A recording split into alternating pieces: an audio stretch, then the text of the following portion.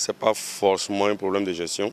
C'est un problème qui existe en Afrique, principalement en Afrique ici. Il faut dire qu'on est dans une société communautaire. Aujourd'hui, même si on arrive à s'en sortir dans la vie, on a la famille derrière. On a les parents proches, les parents lointains. Donc, quelle que soit l'économie qu'on va faire, à l'arrivée des fêtes, on est obligé de s'occuper des autres. Ça fait partie, ça devient un peu naturel, surtout pour nos sociétés africaines, où on n'est pas individualiste, où on ne vit pas seul. Donc, quand on en a, on est obligé de prendre soin des autres, surtout pendant les périodes de fête. Moi, je vois que pour ne pas avoir de problème, particulièrement en janvier, la personne doit faire selon ses moyens. Et on peut fêter, parce que si nous prenons ce jour de fête, c'est pratiquement les mêmes choses que nous consommons. Et comme je l'ai dit tout à l'heure, il faut faire toutes choses en moins de ce qu'on a. On peut déjà essayer de déposer 10 000 ou bien 20 000 comme ça auprès d'un ami. Aide-moi à garder ceci juste pour qu'après les fêtes, je puisse retirer pour acheter les vivres et assurer mon déplacement pour y aller sur les campus. Je pense qu'on peut faire aussi comme ça. Parfois, de mon côté, il va dire d'abord, vous savez, permettez-moi le mot, lors des fêtes, on veut faire du dépaysement. Et on achète trop d'habits, on invite nos copines, nos amis pour faire la vie. Et puis à la fin,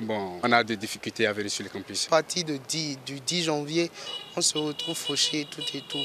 Donc normalement, quand on parle de fête, tous les jours doivent être des jours de fête. C'est pas seulement en fin d'année, il faut décaisser tout ce qu'on a comme économie et devenir fauché en janvier. Au moment où j'étais à un niveau d'information faible, je dépensais aussi. Aujourd'hui, je suis dans un système qui ne me permet plus de faire des dépenses à la bois-baise. Vous voyez un peu? Sinon, avant, j'étais dedans. Mais je vous jure, ce que j'ai dépensé pour ces fêtes-là, c'est le 10e de ce que je dépensais avant là pour les fêtes. J'ai réduit, puisque je sais qu'après les fêtes, il y a encore la vie qui continue. Il y a encore les amis, il y a encore les frères qui doivent évoluer, il y a encore les enfants qui doivent évoluer. Il y a beaucoup de choses à faire pour le développement, non seulement personnel, mais pour les amis, pour les frères et impacter à coup sûr le développement. Ce phénomène, c'est un phénomène en général. Je prends l'exemple si c'est un fonctionnaire d'État. Vous savez que vers la fin de l'année, c'est-à-dire que vers la fin du mois de décembre, on fait face à plusieurs dépenses, surtout pour les pères de famille. Si tu prends ton salaire et que tu as des enfants, tu dois les habiller, tu dois acheter les vivres, tout ça là. S'il faut acheter ce qu'il faut pour la fête, c'est-à-dire des dépenses qu'il faut, c'est des choses qu'il faut, de l'argent qu'il faut dépenser. Tout le monde dit que janvier est long, janvier est long. Bon, je pense que c'est à cause des fêtes. À l'approche des fêtes, chacun doit être belle, se rendre belle, être présentable pour entrer dans une nouvelle année.